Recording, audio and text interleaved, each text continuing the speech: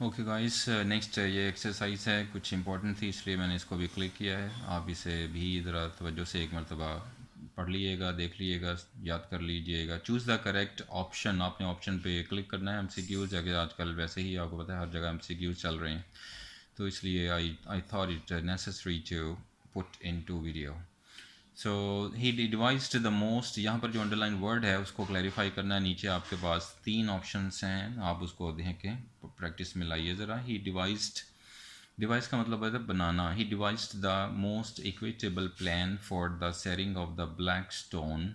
The underlined word means equitable. Equitable निकला है equity से, जिसे आप मुसावात कहते हैं उर्दू में, इक्वालिटी, इक्विटी, लाइक दिस। सो इसके हिसाब से आप यहाँ निकालेंगे मीनिंग इसका, प्रिविलेज्ड या फेवरेट या रीजनेबल। सो ये रीज़नेबल यहाँ मुराद ये हो जाएगी क्योंकि इसमें सबके लिए बराबरी का मुनासिबत से आंसर मीनिंग निकल आएगा। तो रीज़नेबल को आप जहन में रख लें। नेक्स्ट वही कहता है डिसाइड। मैं सिर्फ वर्ड को फोकस करूँगा, नहीं तो फिर वो वीडियो ज़रा तवील हो जाती है। फो का मतलब होता है दुश्मन, तो यहाँ जो दुश्मन है उसको क्लिक करें, मीनिंग आप खुद से याद कर लें। Partner, companion, enemy. So enemy is the answer, क्योंकि फो का जो मतलब है वो एनिमी है, तो इसलिए आप उसको क्लिक कर रहे हैं। नेक्स्ट आपके लिए आपका ये वाला सिलसिला चल रहा है क्वेश्चंस का, number 3। Their answer, the word है एंसेस्टर्स। एंसेस्टर्स को रिलेटिव्स, फोर फादर्स या सक्सेसर्स। सो फोर फादर्स यानी अबाव अजदाद के नाम से लेंगे। प्रायर टू, प्रायर का मतलब होता है पहले, किसी भी वाक़े से पहले, तो ये आ जाएगा प्रीसीडिंग का आंसर, क्योंकि सब्सिक्वेंट, फॉलोइंग, ये मुख्तलिफ मीनिंग है इसके, लेकिन जो प्रीसीडिंग है ये पहले के सेंस में आ जाता है वाक़यात से। कस्टम जो रस्म व रवाज को भी कहते हैं, तो उसको प्रैक्टिस कहते हैं, तो बी इसका आंसर क्लियर हो जाएगा।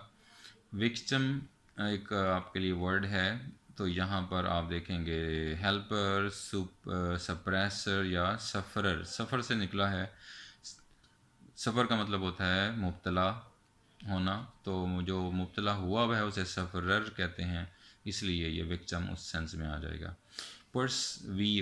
परजवियर इसे पढ़ते हैं, तो इसका मतलब है परजिस्ट होना, परजिस्टेंस यानी बड़ी ही उससे मुस्तकिल मिजाजी से कॉन्टीन्यूसली किसी काम के लिए रहना। परजीवरेंस इसी से निकला है लेफ्ट। सो इसके लिए आप परजिस्ट का वर्ड करेंगे अंडरलाइन, मीनिंग आंसर। सो यहाँ पर आपने देखना है the synonym of the reward is. Reward का सिनोनिम सिला होता है, इनाम होता है, तो प्राइज़ को अंडरलाइन किया गया है। द एंटोनिम यानी उलट लिखना है माइटी का, ताकतवर का, तो वो हो जाता है वीक, इसलिए वीक आंसर हो गया है। द एंटोनिम ये भी आपने उलट लिखना है फेल का, तो वो होता है सक्सीड, इसलिए उसका आंसर सक्सीड है। इसी तरीके से रूथलेसनेस को अंडरलाइन किया गया है आपके लिए, और इसका जो आपने नाउन है उसको देखना है, यानी किस कैटेगरी में आता है ये, तो ये एक एब्स्ट्रैक्ट नाउन बनेगा। यानी एब्स्ट्रैक्ट नाउन ऐसा नाउन जिसको ना तो हम देख सकते हैं ना हम छू सकते हैं, जस्ट उसे हम फील कर सकते हैं, इसलिए एब्स्ट्रैक्ट को आंसर दिया गया है। यहाँ 12 नंबर पे आप देख रहे हैं वर्ड आया हुआ है ऑडियंस। ऑडियंस का मतलब होता है सामेईन, तो यहाँ आप देखें कलेक्टिव, नाउन कौन सा हो जाएगा, कलेक्टिव, क्योंकि ऐसे तमाम अल्फाज जो किसी चीज़ का मजमूआ ज़ाहिर करें उन्हें कलेक्टिव नाउन कह देते हैं, तो इसीलिए ये ऑडियंस जो है ये कलेक्टिव नाउन है, आप ये याद रखें। नाउन की एग्ज़ाम भी आप स्टडी में लाइएगा जब भी आप अवेलेबल हों टाइम के लिहाज से, तो ताकि वो रिफ़्रेश हो जाए। यहाँ पर वो कहता है we have to take that bus dash tomorrow morning. हमें कौन सी मॉर्निंग को बस लेनी है, early morning, not earlier, not earliest, early morning. तो ये उसके एडजेक्टिव की डिग्रीज़ हैं जो कि लेटर ऑन इस्तेमाल होती हैं, तो नॉर्मल जुमले में हम फर्स्ट डिग्री लगाते हैं early. We dash our bottle so we could use it again. तो हम क्या करें, बॉटल को cleaned, we cleaned our bottle so we could use it again. तो उस सेंस में हमने इसको क्लीन कहा है। Ali was impressed dash Sarmad's grades. Ali was impressed, चूँकि ये पैसिव वॉइस फॉर्म में है तो बाय का इस्तेमाल आपके लिए राइट आंसर होगा। Last summer we dash many places. Last summer की बात है, माजी की बात है, तो सेकंड फॉर्म हमें चाहिए है डायरेक्ट, तो हो जाएगी visited. Past indefinite tense simple past जिसे आप कहते हैं, दैट इज़ दैट। तो all students dash for prizes, तो तमाम स्टूडेंट जो है कॉम्पीट फॉर प्राइजेस, कॉम्पीट मुकाबला करना, उसके बाद फॉर प्रपोजिशन भी याद रखिए, बात का प्रपोजिशन पूछ ली जाती है। Didn't you see the sign you dash drive more than 30 miles an hour, so you must not drive. जब भी कहीं पर किसी भी अहम रिस्पॉन्सिबिलिटी की ज़िम्मेदारी होती है हम मस्ट का इस्तेमाल करते हैं। शुड हम वहाँ लगाते हैं जब नसीहत करनी होती है। मे हम वहाँ लगाते हैं जब डाउटफुल हो, इम्कान हो, तो वहाँ में आ जाता है। तो मस्ट वहाँ आता है जब कोई लाजिम काम करना हो, तो इसलिए यहाँ पर लाजिम काम ये है कि जो स्पीड है, you must not drive more than 30 miles an our, तो ये यहाँ पर लाजिम है इसलिए मस्ट लगा हुआ है।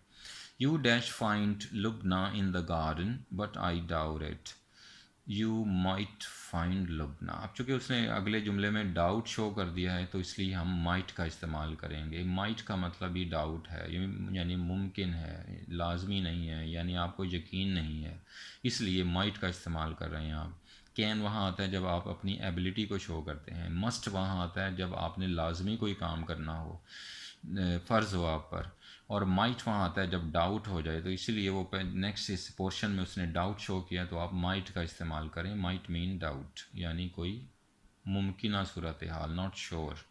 चूज़ द करेक्ट स्पेलिंग, तो ये करेक्ट स्पेलिंग हो जाएंगे इसके कौन से, इंटरसीड होता है या बी वाला इंटरसीड होता है या सी वाला इंटरसीड होता है। तो बी वाला इंटरसीड होगा, CEDE एंड पे आएगा, नॉट SEDE, तो ये इंटरसीड। लेकिन वो सी वाला इसलिए नहीं चूज़ कर रहे क्योंकि वो ई से लिखा हुआ है, हमें आई चाहिए है, इंटर नॉट एंटरसीड। सो इंटरसीड है ये लफ्ज़, लाइक दिस, इसलिए इसको चूज़ किया गया है। तो ये सारे आप ऑप्शंस याद रखें, इसे बस जहन में बिठा लीजिए। जो रूल्स मैंने थोड़े से एक्सप्लेन किए हैं उसे बहुत ज़्यादा अच्छे तरीके से आप वॉच कीजिए ताकि याद हो जाएं। Thank you very much.